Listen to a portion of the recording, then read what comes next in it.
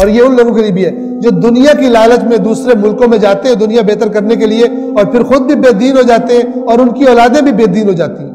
وہ اگر جب فرشتے ان کی روح قبض کرتے ہیں ایسے لوگ، تو فرشتے کہتے ہیں کیا؟ تو کہتے ہیں ہم تو ہمارا ماحول ایسا تھا، ہمیں یوں ہو گیا۔ تو فرشتے کہیں گے اللہ کی زمین وسیع نہیں تھی، تم چلے جاتے، نکل جاتے کسی اور سرزمین میں جہاں تمہارا دین محفوظ ہوتا۔ تو ان کو اللہ تعالیٰ نہیں چھوڑے گا۔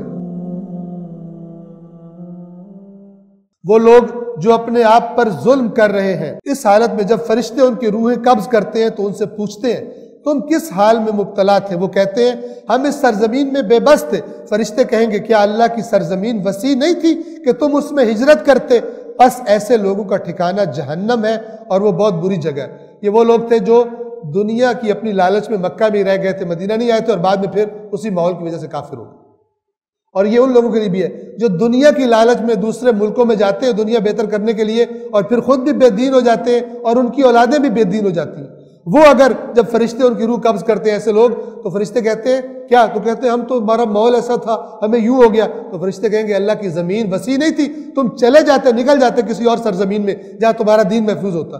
تو ان کو اللہ تعالیٰ نہیں چھوڑے گا، سوائے اگلی آیت، سوائے ان بے بس مردوں اور عورتوں اور بچوں کے جو کوئی چارہ ہی نہیں رکھتے تھے اور نہ کوئی راہ پاتے تھے، جو واقعاً جن کو کمزور کر دیا گیا تھا، ان کو اللہ جانتا ہے۔ لیکن تم تو دنیا میں تو بڑے تیز ہو، لیکن دین کا معاملہ تو کہتے ہیں ہم کیا کریں، ہماری مجبوری ہے، یہ ہے وہ ہے، وہ اللہ کے فرشتے موت کے وقت تم سے قبول نہیں کریں گے۔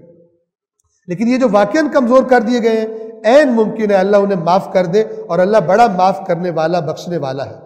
اور پھر ہجرت کی عظمت اللہ بیان فرما رہا ہے، جو خدا کی خاطر اپنی دنیا چھوڑ دے اور کہیں اور نکل جائے، دین کی خاطر